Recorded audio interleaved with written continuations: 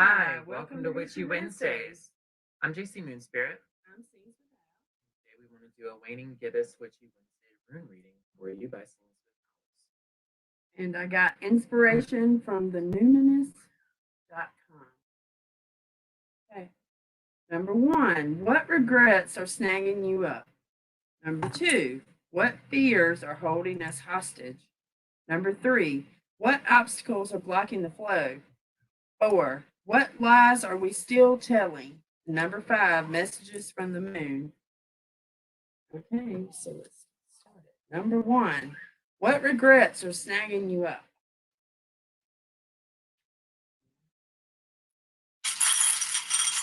The first rune is from the Witchy Rune.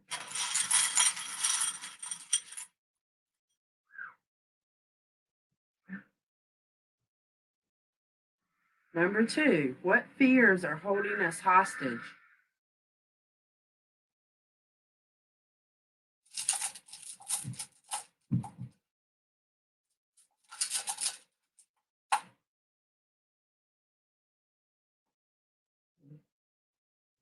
Okay.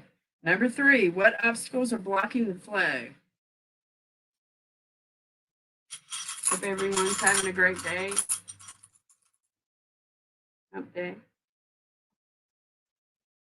Number 4, what lies are we still telling?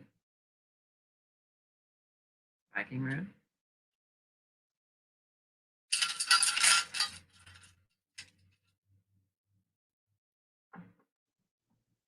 And messages from the moon.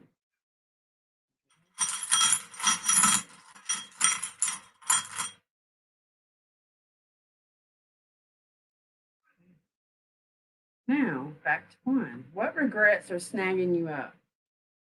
And so, what did we get here? So our first witch glyph is the scythe. Hi, Casey. So scythe is basically a tool that you use at the harvest time to cut your grain, to harvest your crops.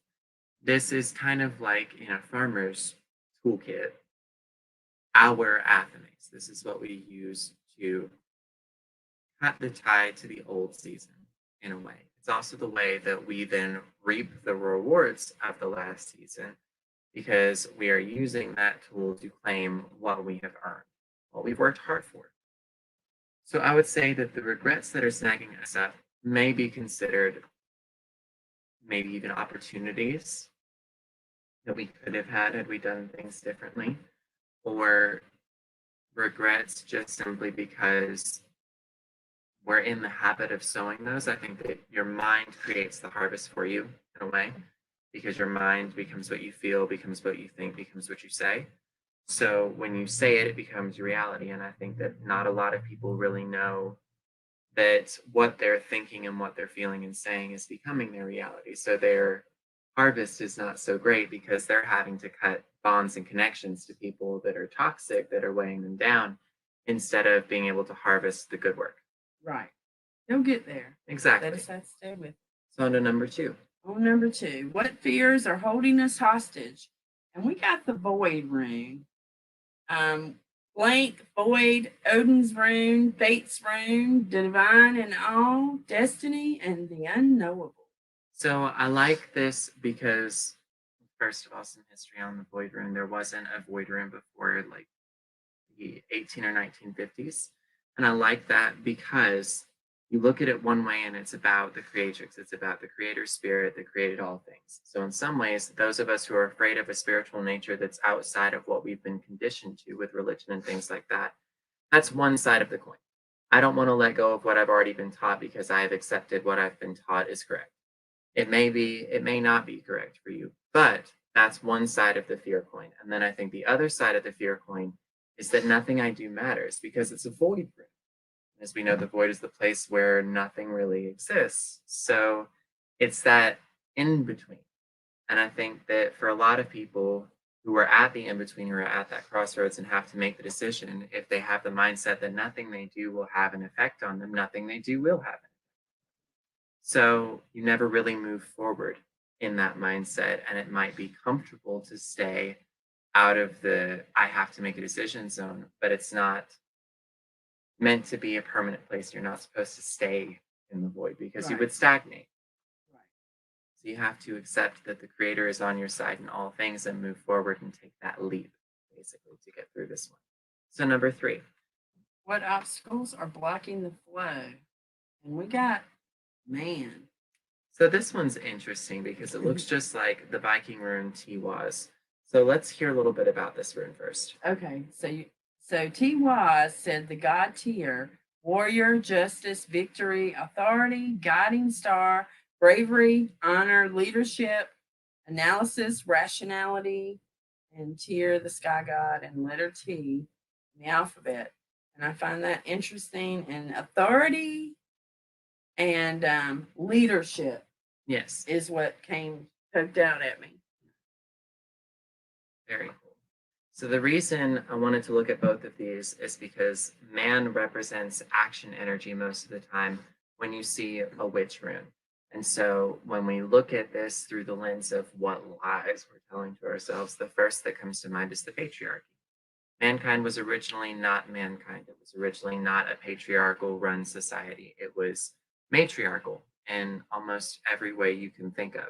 Man was honored, but man was honored as an equal to woman in the beginning. Then men got it into their heads they could take over, and they did. And we started to see more strife and more imbalance cropping up in the world. And we're only now becoming awakened to the fact that we really need to step out of that. We have to allow for that other perspective of the divine feminine to come in, because if we want to make people happier, happier is a feeling. We want to make people feel better. We have to listen to the feminine because the feminine is about our feelings. This is our thoughts and our inner workings, whereas man represents our outer workings. So when they're right, so when they're not matching up, we're not nurturing. And I like that you pointed out that leadership and authority were the two that came up for you because rationality was also for me. Yes. And those who are in charge of us, those that we elect or those that are governing over us, whether we gave consent for that or not, are the ones who have to rationalize all of the kinds of information that we get. They're allowed to make huge decisions for us. And here in America, we have a document that says we the people. And we the people haven't been in charge for a very long time. So I think that, as well as some things that are coming out even from the CIA that are saying, astral projection is a thing. We have documented evidence of aliens. Telepathy might be cool. Telekinesis is something we've studied. Like, with all of these things coming out, and the past 4 years of our last whatever the hell that was, the lies of the patriarchy are becoming very easy to see. The lies that the patriarchy gives to us that we've been indoctrinated with for so long are finally coming up. It's like the band-aids losing the stick. It's coming off. So, Eventually, the sticky will come all the way off. exactly, and we'll just have to deal with that wound. Okay, so now we're at what lies are we still telling? Right. Which you were just talking about lies, and then we come to this. Okay, so Thoraz, giant, suffering, motivation, defense against adversaries, honor, justice, leadership, authority, reactive force, the god Thor, and the letter X and TH. Right. So again, we see a rune that represents honor, authority, and leadership, and it also represents change. So I like that both of these are back to back because the obstacle is the action energy, the motivation to do the thing. We're seeing the lies come up. We know that we have to make a decision here. Again, we're coming back to that crossroads in the void rune, and we're coming back to the harvest in a way because we have to take what we got out of that experience and move on to the next step. And the lie, I think, is that we already missed our opportunity. I missed my opportunity to awaken and walk my spiritual path because I already indoctrinated myself in this church. Or I missed my opportunity to do this job that was really good for me and would have been really nice because I chose to do this instead. We live in a world today where we can do what our ancestors would have been called miracles at the drop of a hat. We can turn on a light in our houses. We can flush a toilet in our houses. We have indoor plumbing. We have electricity. We have, air conditioning. These are miracles to our ancestors. And so when we look at how far we've come for all of those things, we have to make those choices. And now most of us would not go back to having to crap in a chamber pot and have a maid to clean that out for us when we know perfectly well it's more sanitary to just flush and wash our hands. We have to make the changes in reaction to what's going on around us instead of just halting at the crossroads and saying, no, I don't want to make this decision yet. It's too big. Just take the blessing for what it is. You have an opportunity right now. It's not about what happened before you get that job offer. You act on it now. Right. So we're down to the last one, messages from the moon. And is that wave? Yes. So waves is okay. a witch rune, I think, that has to deal with cycles. I think it also has to do with uprisings and revolutions, and in a very visceral way, the moon, because the moon controls the waves. It Right. controls the force of the Ebb and tides. flow.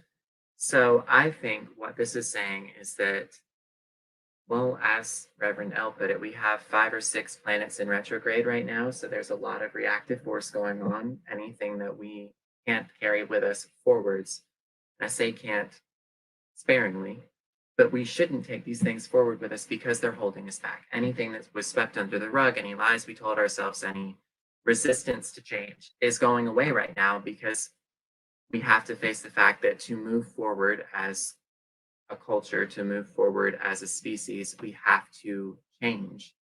We got to see this in a very visceral way when the shutdown started happening and China stopped pumping as much toxicity into the environment.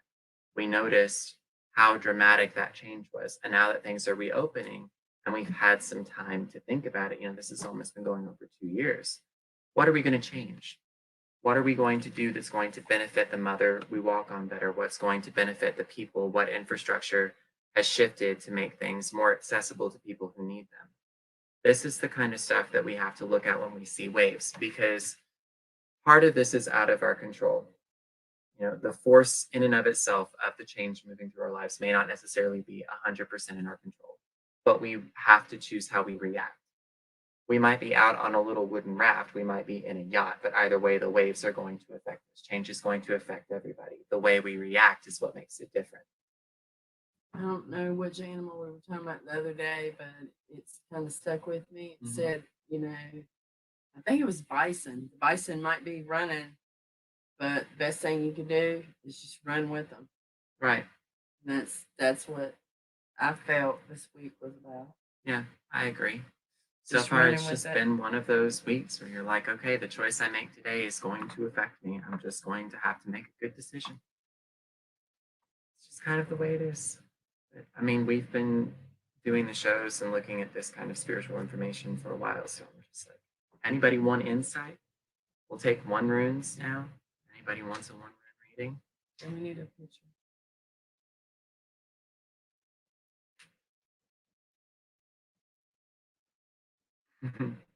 Casey said, oh, what I do doesn't matter. Definitely my crossroads.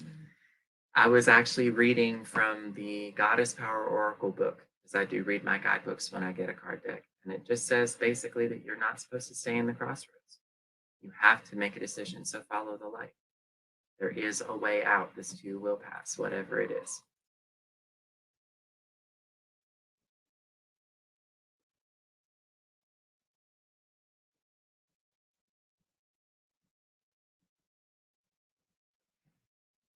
You're having a great day today, tonight. You're getting revved up for your dinner. Absolutely. For those of you who have had dinner, I hope it was healthy and nutritious for your body and brought your systems into harmonious balance for you.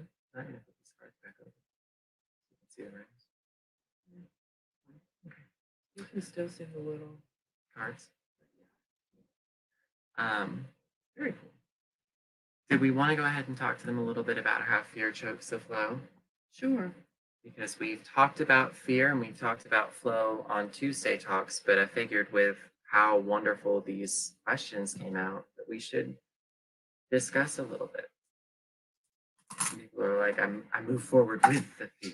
You kind of got to leave it behind sometimes. Yes, you do. Like, okay, so can I say, for example? Go ahead. Okay. So I used to work in a place where I ran machinery, and some days my blood pressure had started acting up. So some days I really didn't feel very balanced to be around the machinery. But at the same time, I had to set my fear aside to work on that machinery. Every time I had to go work on that machine, right? Mhm. So it tells me that if you're in a situation, you really have to throw your fear to the side to Right. get anything accomplished. Because before I threw the fear aside, I'm just standing there like looking at it like, okay, looking at you, Right. staring at you. Right. But I couldn't do anything. I couldn't make the move. Exactly. So you have to throw it away, set it to the side, something, and move on.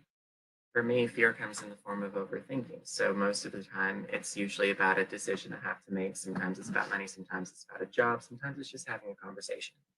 And I will postpone it and procrastinate because I'm overthinking about all of the ways it could go wrong instead of just applying my energy in a better way by thinking about what could work out in my favor. If this happens, how could I spend this to make it work out for me? You know what word came up for me when we was talking? What? Procrastinating. Exactly. Because procrastination will kill you. It's a fear response. It's literally the freeze in fight, flight, or freeze. It's the freeze. And we don't like people to feel like they have to freeze up because it freezes up your flow. So that's why we wanted to talk about that. I like that Mixer Whispers pointed out that you had the card of sacrifice from the Mystical Shaman Oracle deck this morning. And I love that that one said that to sacrifice means to make sacred. And so Mixer Whispers has said, sacrifice fear. And Casey says, fear comes in anxiety. I think both of Yes. those are correct. Yes. I also think that if we're talking in regards to anxiety as a mental illness, that's when your body doesn't know whether or not it's in a threat situation. Your mind is reacting to something that's a trauma based thing or just a very heightened sensitivity based thing. So when we latch onto the fear of that, we have to let that go and see if the anxiety subsides. And so something that works well for me with that is like meditation. Because you can sit with it for a second and say, okay, my body's having a physiological response to this thing, but it's not an attack. Well, I'm not in You danger. know those exercises that we did Mhm. on the mind where it's like, okay, you can sit there and you can let all this stuff happen and you don't have to react to any of it. You just let it roll Roll. on by. Just let it roll on by like a darn cloud. Mhm. That's what they said. I liked the bubble thing. I had issues with it at first, but bubbles are really nice for that, for things like anxiety and for fears and stuff. You've thought of all of the negative ways it could play out. You can let them just float away from you. Imagine it as like a smudge cloud if you want to, so it'll purify as it leaves. Or you can think of it like bubbles, and they're just little thin little soap bubbles you can see right from you. Just pop. Either way, get rid of your fears, lay it down. Casey points out again that walking in nature is a very good thing for your mind and your body and spirit alignment. So this is very cool. I like this. We're doing well. Would we like to pull a card for tomorrow? Does anybody want a free one-tile reading while we're live?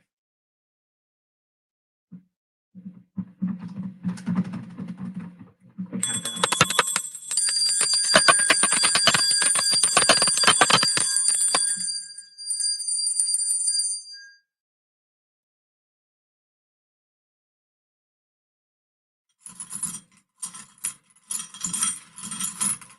I like this sound.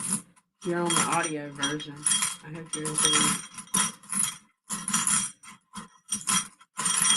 So I'm going to go ahead and pull this one for tomorrow and see what we got.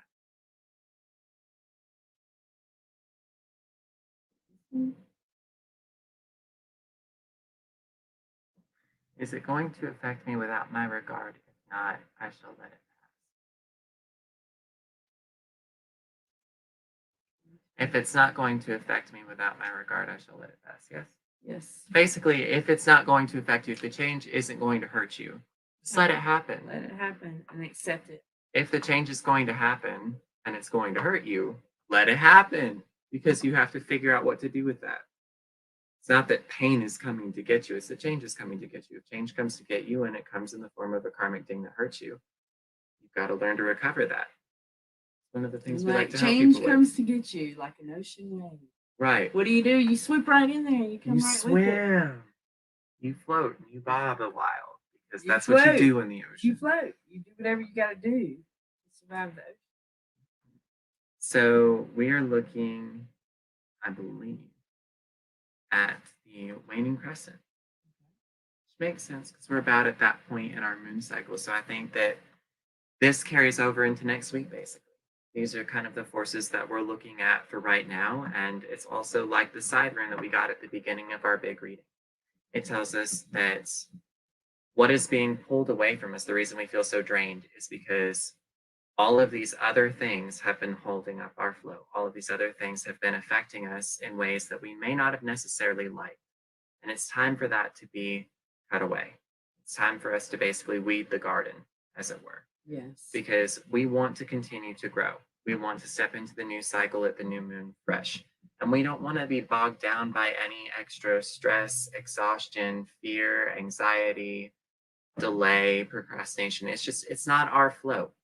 That's not how we operate. It's not how we like other people to operate or how we teach other people to operate, because you're operating out of a fear-based place instead of operating out of faith. Well, if you are procrastinating and you know that you are, then pick up something that you procrastinated and finish it. And do it one at a time, and you'll eventually catch that up, and the procrastination will be processed, Absolutely. and it'll benefit your life so much. Okay, so I don't guess we have anyone for the one pulls yet. All right. Anyone?